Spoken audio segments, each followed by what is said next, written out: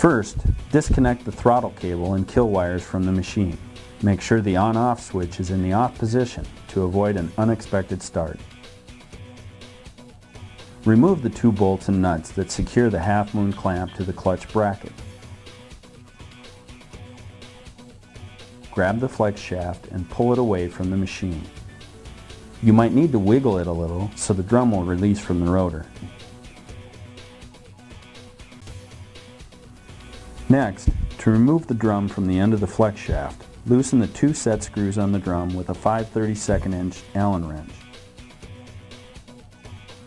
Once the set screws are loose, slightly drive the drum off of the shaft with a rubber mallet, turning it as you go until the drum is removed.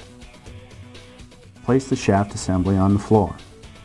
Using 2 18-inch pipe wrenches, place one wrench on the flex shaft housing and the other on the end assembly where the clamp was.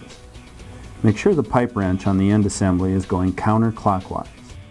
Step down on the pipe wrench to loosen the connection.